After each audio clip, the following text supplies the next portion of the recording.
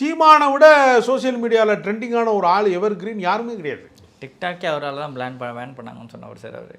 ஆமாம், கிட்டத்தட்ட பார்த்தீங்கன்னா சீமான் வந்து ஏதாவது ஒரு வம்புழுக்கிற பேச்சை பேசிடுவார். சாத்தானின் பிள்ளைகள்பார், ஈவே ராமசாமி வந்து தமிழ்நாட்டுக்கு தமிழர்களுக்கு எதிரின்னு சொல்லிடுவார். ஏதாவது ஒரு இடக்கு மடக்கான பேச்சில் முரண்பாட்டினுடைய மொத்த வடிவமாக ஒன்று கத்துவார். சீமான் வந்து தேர்தல் அரசியலில் நான் பேசி கொண்டு இருக்கிற இந்த வினாடி வரைக்கும் நான் உறுதி வேணால் தர்றேன் உங்களுக்கு, காரைக்குடியில் அவர் ஜெயிக்க போகிறதில்ல, 3வது இடத்துல இருக்கார். இப்போ நான் கேள்வி, ஏன்னா நான் அந்த மாவட்டத்தை சேர்ந்தேன், அவருக்கும் அதே மாவட்டம் தான், சிவகங்கை மாவட்டம் தான் அவருக்கும், எனக்கும் சிவகங்கை மாவட்டம் தான். அவர் காரைக்குடியில் வெல்ல மாட்டார். காரைக்குடியினுடைய வாக்காளர்கள் யாருங்கிறதே அவருக்கு தெரியல. அங்கேயே அவர் காலடி எடுத்து வைக்கிறாரு, அங்கேயே போட்டிடுறாரு.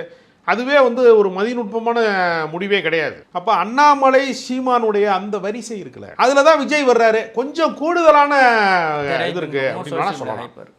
ஒரு முதன்மையான சினிமாவில் வந்து ஒரு முக்கியமான ஹீரோங்கிற முறையில் அப்படி வேணால் அதை சொல்லலாம்.